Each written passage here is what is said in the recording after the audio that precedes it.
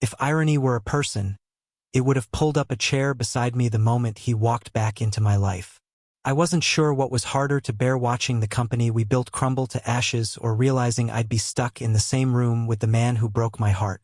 His name was Adrian Hale, my former business partner, my former almost everything. We had started with nothing but late nights, borrowed dreams, and the piano that became both our stress reliever and battlefield. But when the company collapsed 6 months ago, it split us clean in two. He kept the office space, I took the piano. It should have ended there. Except nothing ends clean with Adrian. The new investors wanted a joint proposal. They wanted his numbers and my creative vision, which meant I had to drag myself back into the office that still smelled like him coffee, cedarwood cologne, the faint trace of exhaustion and ambition baked into every corner.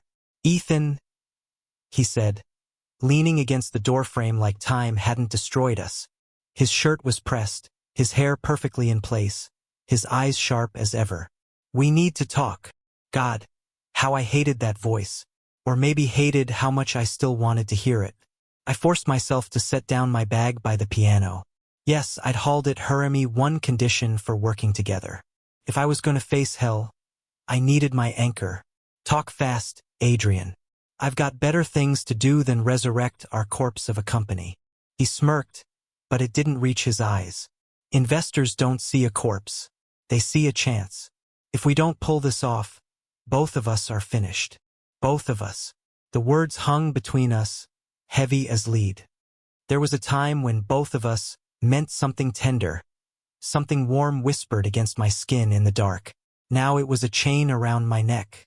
"Fine," I muttered, sliding onto the piano bench. My fingers brushed the keys, coaxing out a broken chord, one that felt too close to the state of my chest. "But don't think this changes anything." Silence. Then the sound of his footsteps crossing the room. He stood behind me, close enough that I could feel the heat radiating off him, like a memory I couldn't unlive. "Maybe it doesn't," he said softly, "but maybe it should." I stiffened. My hands froze on the piano. Damn him. He knew exactly where to press. The first 2 hours were torture. He threw spreadsheets, I threw melodies. He barked about structure, I argued for soul. We clashed the way only two people who once loved each other could. Every argument was a scar, reopened and bleeding. At one point, I stood, shoving the piano lid shut with a bang. "You always do this, Adrian. You think numbers and control can fix everything. But you don't see people. You never saw me." For a second, something flickered in his eyes, pain, regret, maybe both. But just as quickly, it vanished. He adjusted his cufflinks, his voice cool. "And you never saw the bigger picture. That's why we fell apart." I laughed bitterly. "No, we fell apart because you kissed me one night and pretended it didn't mean anything the next morning." The words slipped out before I could catch them. The silence that followed was a dagger in the gut. Adrian's jaw tightened. His hands clenched into fists at his sides. "Ethan, don't." My voice cracked, but I held his gaze. "Don't you dare." The piano was the only thing keeping me from bolting out of that room. This would felt solid under my hand, grounding me. For a long time, neither of us spoke. The air hummed with everything unsaid. Finally, Adrian moved closer, until his reflection trembled on the glossy black lid of the piano. His voice dropped, low and rough. "It wasn't nothing. You know that." My breath hitched. My body betrayed me, leaning ever so slightly toward him. God, why did he still have this power over me? "Then why did you run?" I asked, barely above a whisper. He swallowed, his gaze locked on mine. "Because I was terrified of wanting you more than anything else. Terrified of choosing you over the company, over everything I thought mattered." And just like that, the room cracked open. For the first time in months, maybe years, he wasn't the untouchable Adrian Hale, the man who'd left me bleeding on the battlefield of ambition. He was human, flawed, afraid. The piano bench creaked as I sat down again, pressing a single, trembling note. "And now," his voice broke. "Now I choose you. Every time." My chest ached. torn between anger and the traitorous swell of hope. I wanted to slam the lid again, to scream that it was too late. But the truth was, part of me had been watching for these words. The music rose under my hands, hesitant at first, then fuller, bolder. A melody we used to play together in better days. Adrian stood there, watching me, his expression raw.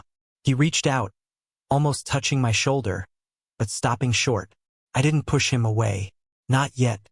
The melody I played faltered when his hand finally touched my shoulder.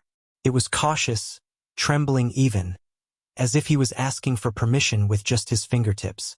For a man like Adrian, always calculated, always in control, that hesitation was more shocking than any confession. "You don't get to do this," I whispered, my eyes fixed on the piano keys. "You don't get to tear me apart and then come back like nothing happened." "I'm not pretending it's nothing," he said, his voice breaking in a way that made my chest tighten. "I was a coward, Ethan. I thought power, success, the company, those were things that made me whole. But it was you. It was always you." I wanted to laugh, to spit out some biting remark that would keep him at arm's length. But instead, I pressed another chord, one that filled the room with a resonance too big for just anger. "Words are easy. What about tomorrow, when the deal falls through? When reality kicks in and we're both reminded of how broken we are?" He stepped closer, his reflection in the piano lid now overlapping mine. "Then I'll still want you, even when it hurts. Especially when it hurts." The silence that followed was unbearable, and before I could think better of it, I stood, pushing him back with the flat of my hand against his chest. But it wasn't rejection. My hand lingered there, feeling his heartbeat racing under my palm, wild and desperate. "Damn it, Adrian," I muttered, my voice shaking. "Why couldn't you have said this before?" "Because I didn't know how to be the man you deserved." His hand came up, covering mine against his chest. "But I want to learn. With you." Something inside me cracked then, not in pain, but like ice giving way to spring. I should have walked away, should have protected what little was left of my heart. But instead, I leaned into him, my forehead resting against his shoulder. He smelled the same, maddeningly familiar, and for the first time in so long, I let myself breathe him in. When I finally pulled back, his eyes were wet. Mine probably were too. We didn't talk about it. We didn't need to. The next few days were a blur of work and late nights. But this time, it wasn't where it was something fragile and new. We argued still, but laughter slipped through the cracks. When I played, he stood behind me, silent but steady, as if the music stitched us together. When he presented numbers, I caught myself admiring not just his mind, but the way his hand brushed the page, the determination etched in every line of his face. One night, long past midnight, I closed the piano lid softly and turned to him. "You know," I said, "the piano doesn't belong in this office. It belongs where people aren't afraid to play." He tilted his head, a faint smile playing on his lips. "Then let's move it." So we did.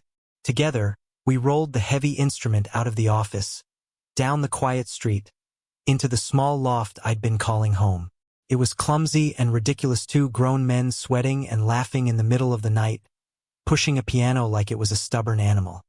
But when it finally settled into the corner of my living room, I realized it wasn't just the piano that had found a home. Adrian dropped onto the couch, breathing hard, his shirt clinging to him. He looked over at me, his eyes soft in a way I hadn't seen in years. "Ethan," he said, the word heavy with meaning. I sat beside him, close enough that our knees touched. The air hummed again, but this time, it wasn't anger or regret. It was possibility. He leaned in slowly, giving me every chance to pull away. I didn't. Our lips met, tentative at first, then deeper, hungrier, all the months of silence collapsing in that kiss. His hand cupped the back of my neck, mine tangled in his shirt, and for once, nothing else mattered, not the company, not the investors, not the wreckage of what we'd lost. When we finally broke apart, I laughed through the tears I hadn't realized were falling. "You're such an idiot," he grinned, brushing his thumb against my cheek. "Yeah, But I'm your idiot now. The piano stood in the corner, silent but present, like a witness to everything we had survived. I sat back down at the keys and played softly, a melody that carried us into the early hours of the morning. Adrian sat beside me, his arm brushing mine, his head tilted to listen, not as a businessman, not as a partner in ambition, but as the man I had once loved and, maybe, still did. And in that quiet room, with the music wrapping around us, I realized the truth.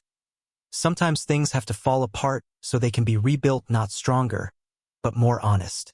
He kept the office, I kept the piano. But now, finally, we had each other. Thank you for listening. Don't forget to like and subscribe to stay updated with the latest videos.